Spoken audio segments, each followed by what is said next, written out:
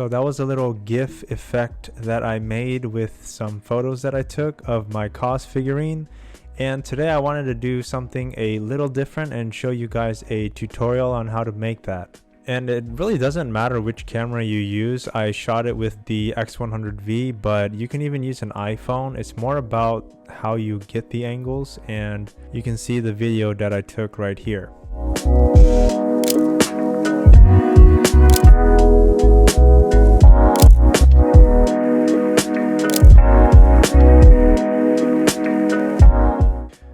Okay guys, so for this project, I have the pictures right here, and if you guys want to edit the photos beforehand, I suggest you do, because you're not going to be able to edit them afterwards. So we're going to go ahead and open Photoshop.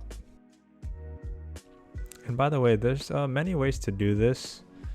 This is just one of the ways. So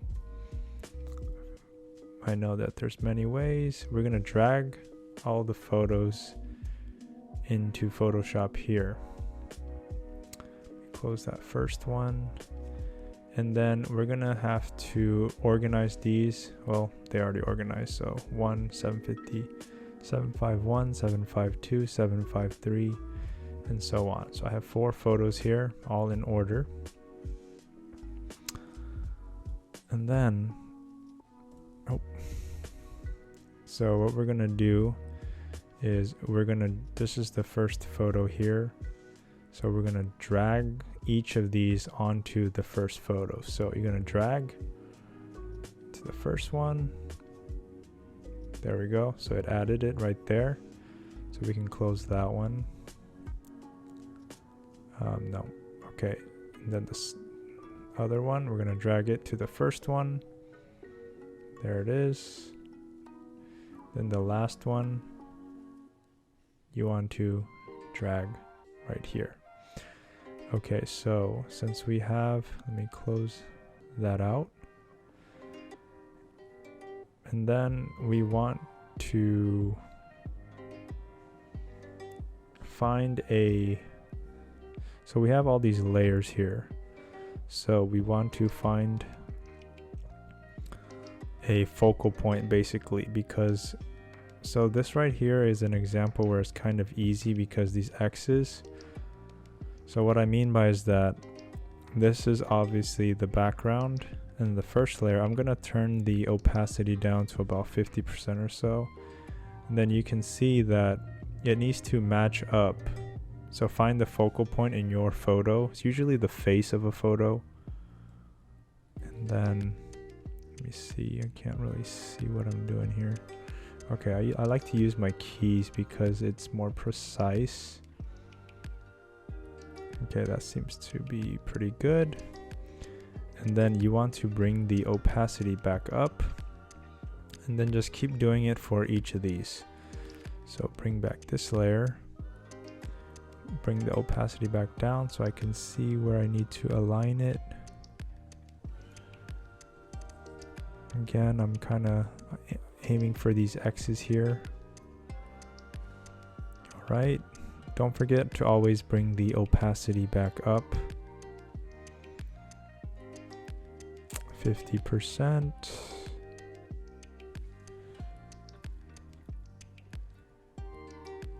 Okay, that's pretty good right there. Opacity back up. Okay, so since we have all these layers here, we have to create a timeline. So make sure in your windows you have timeline open or checked, so it's right here. And then you want to create frame animation. And then here you want to set your duration for each frame, because GIF is technically a picture that lasts a certain amount of time and it keeps going. So in this instance, for these, I like to use anywhere from 0.11 to 0.12. I just set 0.11, that's pretty good. And then I want to make 6 frames here. So it really depends how many pictures you take. Because I have 4 original photos, you always want to subtract 2 from it and then add it. So what I mean is I have 4 photos, subtract two of them, or subtract 2 from the total and then add it. So 4 minus 2 is 2. So add it to 4 and that's 6. That's how many frames you will need depending on how many photos you have. So for example, if you have 6 pictures, 6 original pictures, that's minus 2 is 4. Add 4 to the total, which is 6, and then you have a total of 10. That's how many frames you're going to need. And I'll show you why. So again, I need 6 frames. So for the first one, you're going to get rid of all of them and only show the first. Second one, only show the second, and so on. So the third one, only show the third photo. Fourth one, only show the fourth one. And then it goes back down. So the next one, you already did the fourth one. Do the third one. And then the second one.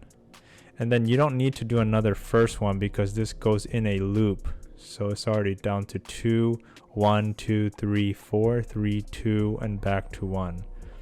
So if I just play this, you can already see that it's in a loop. That's pretty good. And as you notice in some of these frames along the outside, there are just lines there, so the photo's not showing. So we can just go ahead and crop that. It's not a big deal. Let's crop here. I don't want to crop it too much. Let me see. Just a little. Just to get. Oh. Kind of want to keep that cause guy in the middle. I think that's pretty good. Okay, so since we cropped it, we don't have any more of those lines. So that's looking pretty good there. That's honestly it, at least the hard part. You want to export that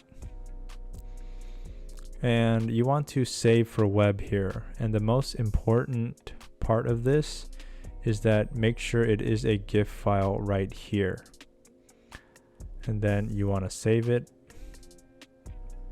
In this case, I am just going to name it cause and save it wherever you'd like. So once you have that, you want to send your, so it's right here. We have to, because it's not an MP4 file, if you want to, in this instance, let's say we want to post it to Instagram. You have to take this file because right now it's just, again, a GIF file is just a bunch of pictures, right? You need to take it and we need to convert it into an MP4. So I used this one here. And the only reason I use this one is because the other ones I've used, for some reason, the file, they won't take the file. And I don't know why. So as you can see here, it's called Convert Video to MP4. There's the website right there. Online Convert, video.onlineconvert.com. So I'm going to take my file. Just choose the file right there. And then all I have to do is wait for it to upload.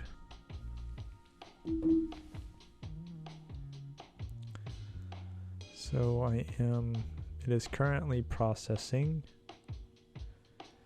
Okay, it's done. So I want to download that.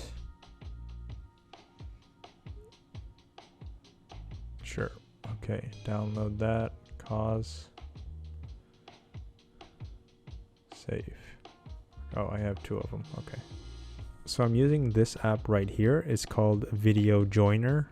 And the reason why we have to use this app is because the video right now is only about 1 second. And obviously we need to get it to longer, such as like 5 seconds, in order to be a decent post on your social, such as Instagram. So once we imported this video, so right now, as you can see, literally 1 second, right? All we're gonna do is go to the very end of this. We're gonna just clone it, keep cloning it until, I like to do something like 6 seconds personally, but it's really, see, so right now it's at 5. It's really up to you how long you want it. Right now 7. Okay, I think that's a good length right there. So all you're gonna do is just save your project to my photos. And then we have the end result, which is this video here. So like I said, I just wanted to do a little tutorial for today, and my last video on my opinions on the X100V got a lot of interesting comments. I feel like it's a love-hate thing with that camera, and I was just simply expressing my opinions on it. It's all love. I get it where everyone's coming from, whether you like it or hate it. I personally just, again, it was just the ease of use thing for me, and I use it all the time, so it means that I love it, and that's just how I feel about it.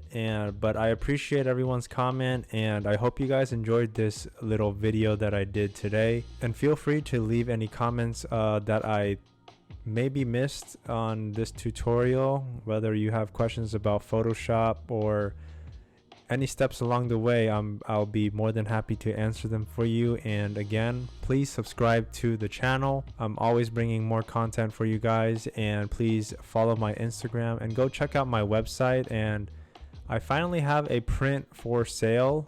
It's on my website, my first one. It's right here. So no pressure. If you guys want to support the channel and me as an independent artist, feel free to purchase a print. But nonetheless, thank you for watching, and that like button, pressing that like button actually goes a long way, and that helps me in a free way for you guys.